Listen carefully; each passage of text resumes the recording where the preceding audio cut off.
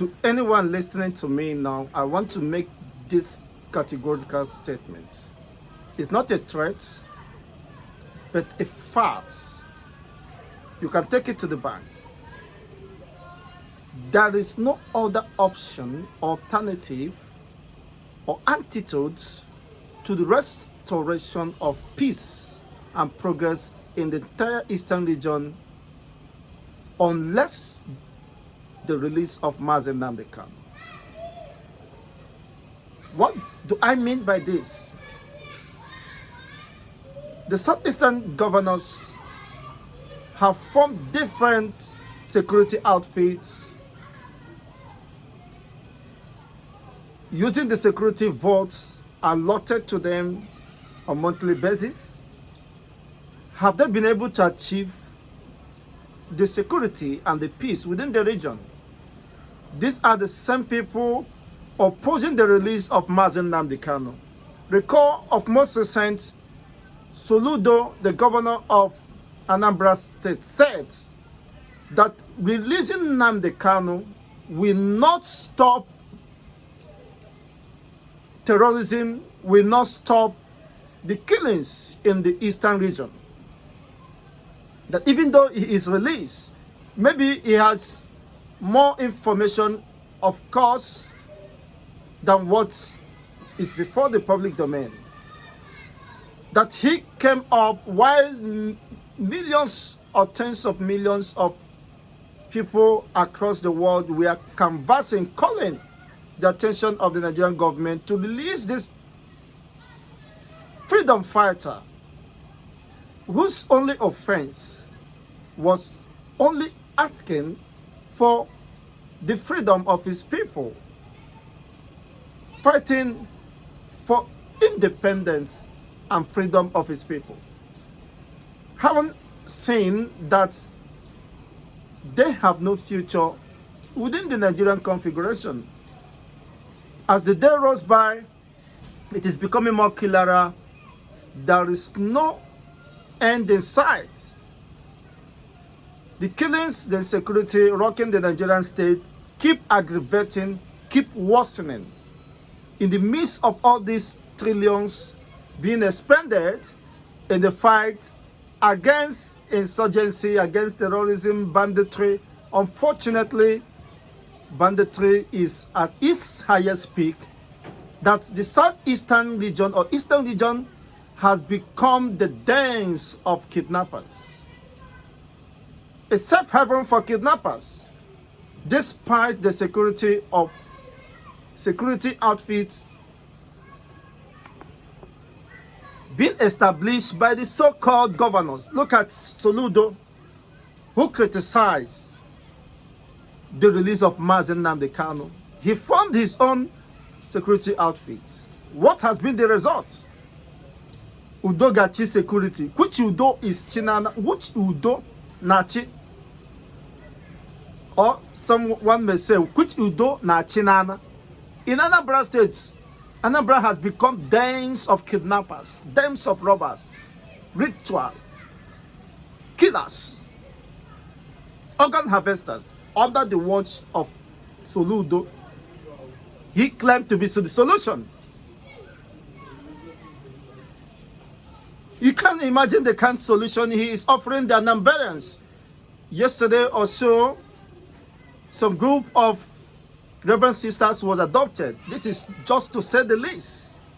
People are being adopted on regular basis, killing here and there. Where is the Udogachi security outfit? What are they doing?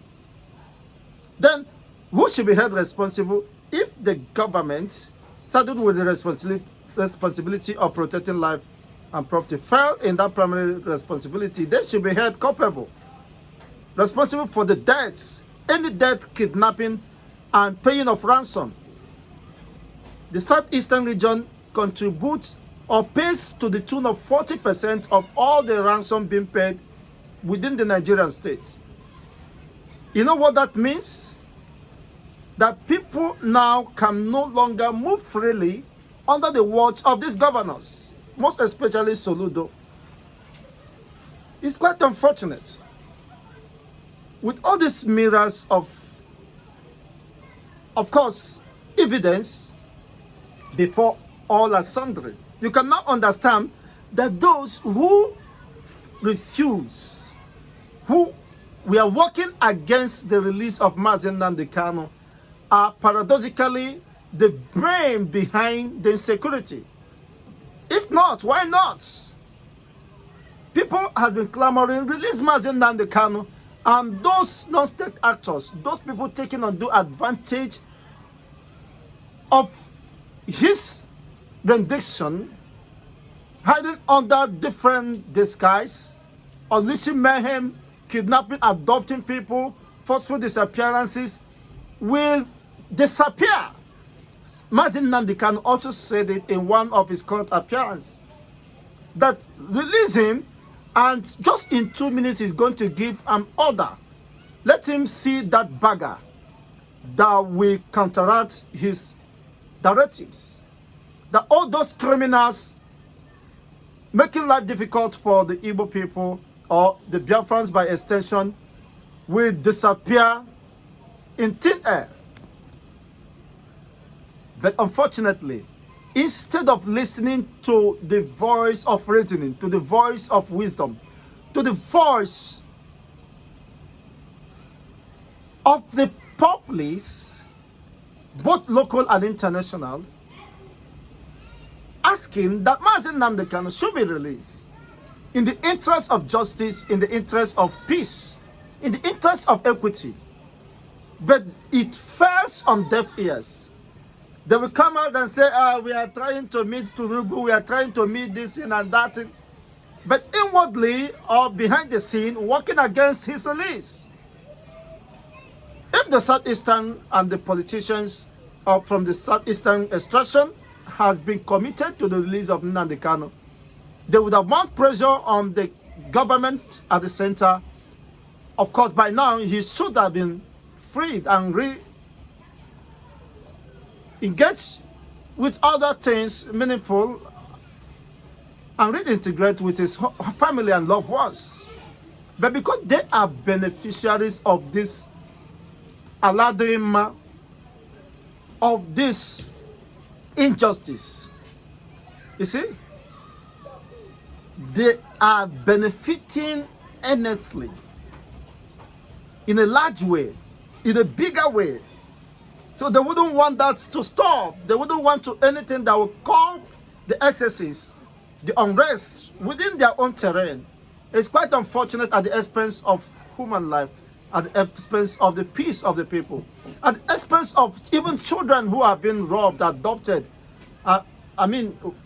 raped to the point of death. And you are telling us that Udo Gati? How can Udo cheer when you fail to do what is needful? This is a mere suggestion and not a threat. It doesn't support violence, but this is what the people believe. Majority, 90% of the Easterners believe that the only antidote to the restoration of peace in the Southeastern region is the release of Nnamdi Kanu. After all, Nigerian court of law has vindicated him on several occasions, instances. The appeal court ruling of 13th of October 2022 or 2023 instead, they charged and acquitted and squashed all the count charges against Nnamdi Kanu. And the current Minister of Justice, Attorney General, said he has a question to answer. For barely 1 month now, 1 year, they have not been able to arraign Nnamdi Kanu to the court to defend himself or to argue their case against him, which is a clear injustice, a clear abuse of power. And people have seen the only solution, the only remedy is the release of Nnamdi Kanu. Nnamdi Kanu commands influence even while in detention of DSS. He commands influence more than all the entire Southeastern governors put together. I stand to be corrected. If you dare me, just take a sample and opinion. Test the popularity of those governors compared to Nnamdi Kanu, who is under incarceration. He commands more reputation, more influence, more admiration, acceptability by the people. People has confidence in his leadership, in his personality, because he has worked for it. He has established it for decades, and people have seen that he is somebody that could be trusted. Release him. Let Nnamdi Kanu come out. All those hiding under, of course, whatever name or interest, unleashing mayhem, turning the entire eastern region that was once known in the entire Africa as the most peaceful region, most serene region, where hospitality is the second name. But today, people are scared, people are afraid of being kidnapped. Look at what happened in Imo State, where more than 19 persons were allegedly martyred to death. Killing here and there. Also, what did they call it? It's quite unfortunate. And in Varos, you listen to Nnamdi Kanu. That is the only solution. And they knew that. But they're afraid of the known, that the political interest or dynasty will be relegated because people know who they could trust, rather than sacrificing their personal interests to the collective peace and progress of the entire eastern region. They decide to do otherwise, watching the entire eastern region continue to burn down, perhaps working for the interests of their paymasters, or those who they believe are the ones anointing them for the next political opportunities. It's quite unfortunate, but the truth has never been defeated. With all this, their effort and whatever shenanigans, outfits being created over the years, have they been able to solve the problem of insecurity? That if they are not being saddled with the responsibility of protecting life and property, they should be held responsible for the calamity that are befalling innocent, defenseless masses. It's quite unfortunate. By now, they should have little understanding or make use of their common sense that this is the only solution that will end close to 80 or 85 to 90% of the crisis insecurity rocking the entire region. Not that Nnamdi Kanu is responsible for whatever is happening, but because of injustice methods on Nnamdi Kanu. When he was out before his rendition, there was a time some bad boys were disrupting people, public peace, and trying to do funny things, kidnap and rob, all these pickpockets. Nnamdi Kanu came out and warned the entire parents to advise their children, their wives or children, that anyone caught in these barbaric acts or tendencies discomforting the Biafrans or the Easterners will pay dearly for it. You see, everybody went hiding. So you cannot continue to torture and kill the people you are meant to protect. You can understand who and what Nnamdi Kanu represents. He never meant evil for his people. He never meant evil for Ndi Igbo and their Eastern brothers. They knew that he stood for justice, equity, and fairness. He wants the best for his people. He don't want all these killings here and there, for the very reason why he stood out demanding for the emancipation of his people. He has made it time without number in most of his court appearances that he do not want any blood of the Biafrans or the Easterners be shed. That is fighting to defend the cause of the Biafran, the injustice meted on them. Nobody should escalate such injustice killing or intimidations on the Biafrans or the Easterners. So they knew for sure that once Nnamdi Kanu is released, all the tension will deflect. Peace and tranquility, of course, will be restored in the Eastern region.